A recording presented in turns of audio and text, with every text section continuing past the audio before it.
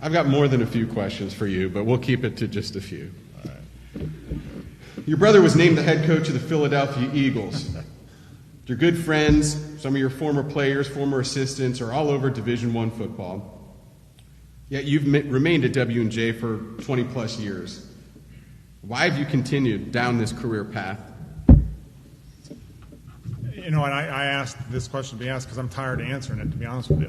Whether it's from media people, whether it's from, you know, people I know on the street, whether you go home for a week and you into New York and you get asked that, whether it's, and it's hurting us in recruiting a little bit. It's a personal preference. I mean, I'm not going to sit here and tell you I've not been offered jobs and turned them down. I've never done that. I don't like when people say that, oh, I was offered this job, I turned it down. My brother was not going to hire a Division III coach. People that thought that, I kind of laughed at them. I'm proud of him. He's going to do a great job. But this time we saw each other for the week in New York. This was the first time a competition didn't end up into a fight or a brawl. So I don't think the two of us working together probably would be the best thing. And then you look at, listen, college football, college coaching has become a very purple world, if you know what I'm saying. There's a ton of Mount Union guys out there coaching, and I'm proud of them, and they're friends of mine, and it's, shoot, I haven't had to buy a T-shirt in the last 10, 15 years. I mean, I don't remember, I have so much gear given to me from those guys. But it's just something that I haven't pursued, and I'm comfortable with that.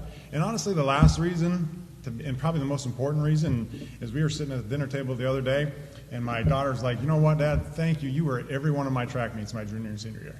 And then my other one was like, yes, you went to every one of my volleyball tournaments this past year, and sometimes it was just you and I. So I don't know if that's something I could have done if I would have moved up the level. So I'm very comfortable with that. And the number one reason is I got my tuition bill from Baldwin Wallace this week for my daughter, and that tuition exchange, you go coaches that have people coming up, man, when I saw that $0.00 on that, what I owed, I was excited. So that's the number one reason.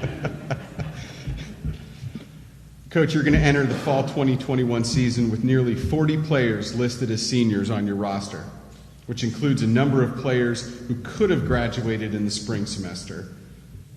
What does it say about this group that so many wanted to experience a full season to finish off their careers and compete for a championship? You know, the number one thing is part of the collegiate football experience is experiencing camp. I mean, let's admit it, everyone in this room is experiencing, you know, a camp, a 2-week bonding period with your teammates where you go to the movies or you go bowling on a day or you just kind of hang out. So I think that's a big reason a lot of them came back is because they didn't get that. And we're fortunate to play in the spring, but they didn't get that true experience of a senior. And then we had some kids that didn't play for some, let's just leave that alone, for some different reasons. And obviously they wanted to come back. And listen, they have tasted success. They were all on the 17 team that won a playoff game, and they were all on the 18 team that won the PAC championship. That being said, we didn't win it the last 2 years. So, so I think that's another reason that they came back, because that's something that they want to do. It's something that we know is going to be difficult, but it's something that we know that is capable of happening. And I think, honestly, you know, because of the strength of our conference and our strength of our non-conference game, if we're able to get through it, we feel like we have a team that can do some damage in a playoff situation. So a lot of reasons that they came back.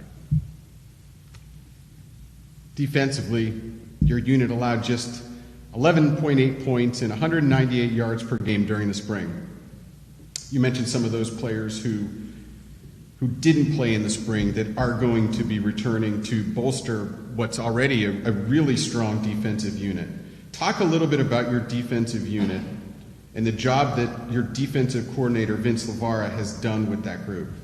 Vince has done a great job. If I was Vince, and I know they were, and they're allowed to be, when we lost that game to Westminster, they should have been mad. They should have been mad at the offensive players. That being, you know, we're a team. They should have been mad at the offensive coordinator,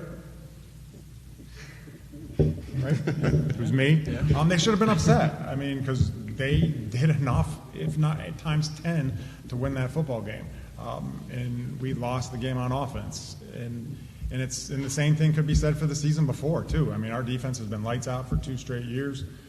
Probably, I've been the head coach for 19 years. These might be the 2 times we've had our 2 best defenses, and we haven't won a conference championship. Vince has done a great job. He's a terrific young mind. He's just a great game planner. We do add some key, Max Garda, Alex Keith, Mitch DeZort.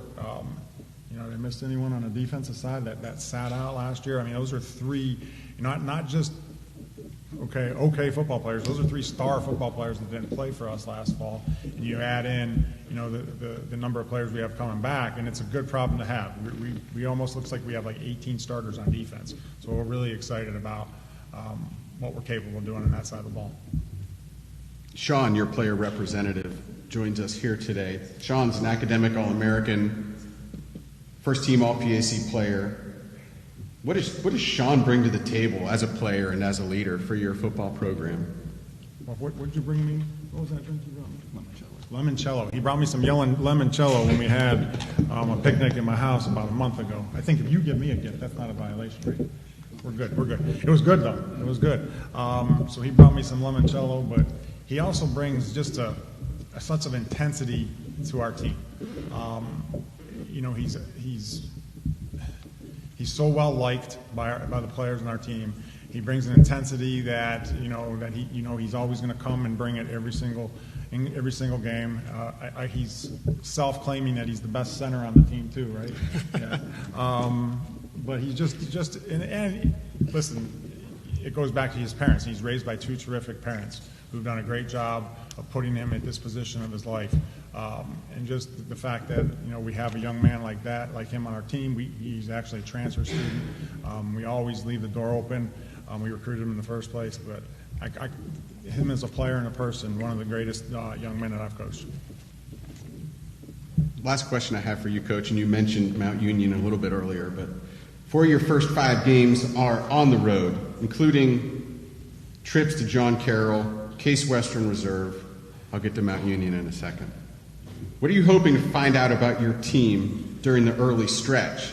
And does being a Mount Union guy make playing at John Carroll in the opener that much more exciting, or is it just another football game? Well, Coach Lagner, that's perfect. He said it perfect. Away, home, doesn't matter to me. I mean, I don't really think there's any Division III home field advantage. We're not going to not be able to hear our signals because the crowd is too loud, or we get tired on the 2-hour bus ride to John Carroll. I mean, if anything, we'll get to watch some movies I don't get to see. Listen, that Mount Union-John Carroll rivalry in the 90s when I played at Coach was ugly.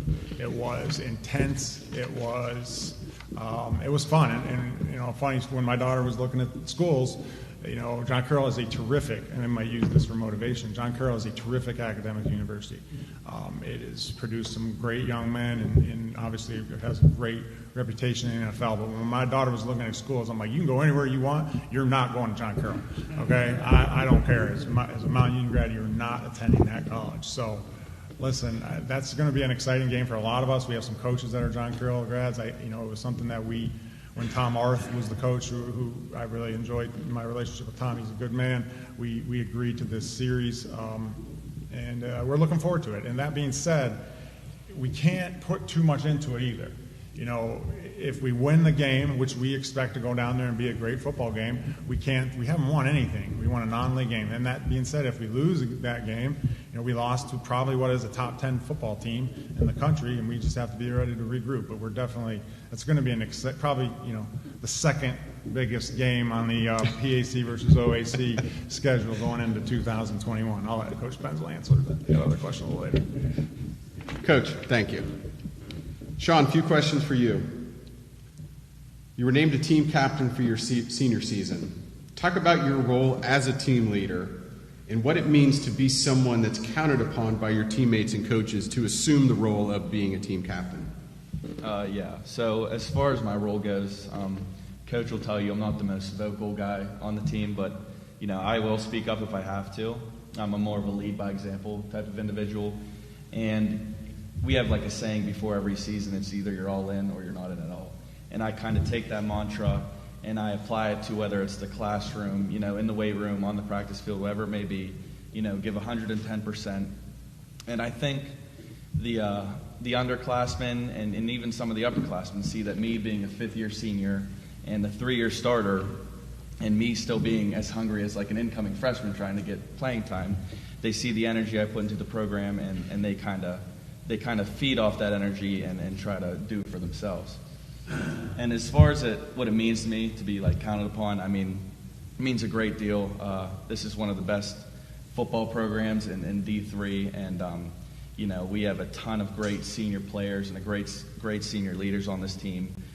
So to be counted on by them, and then to be seen as a team captain by them is truly an honor and a blessing.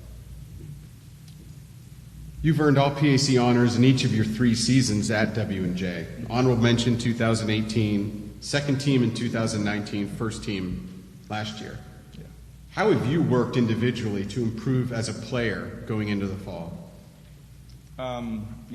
As always, work as hard as you possibly can in the weight room, get bigger and stronger and faster each year, and I think that goes the same for this year. I've done a lot more field work than I usually do, a lot more running, and then also I've been trying to, eat the right things as well, more than I usually do. So I think I'm the healthiest version of myself I've ever been, and I think I'm in the best shape I've ever been going into camp. So I'm definitely excited. You've been a productive linebacker for a strong defensive unit throughout your collegiate career. What are some of your individual and some of your team goals, defensive goals for 2020-21? Individually, I'm not a real big stat chaser type of guy. I just kind of want to win. It's one of the reasons why I came to W&J in the first place. So I'd say my individual goals are kind of aligned with our team goals. And our team goals are basically the same at the beginning of every season. Win the PAC championship, obviously, and then make a playoff run and compete for a national title. And, that's our team goals at the beginning of every season, and I think those are my individual goals as well. Sean, last question I have for you.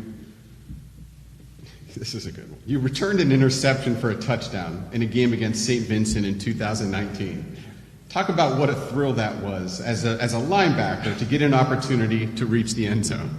Yeah, it was definitely thrilling. I played running back in high school, so I think that was the first time I scored since then. So it was definitely exciting for me. It was exciting to see like the sideline and everyone go crazy. You don't see those type of big plays all the time, so it was definitely fun to be a part of. So hopefully we could just make some more of those big plays in this upcoming season. Good. Thanks, Sean. Coach, thank you. W&J opens the season on Saturday, September 4th at John Carroll University.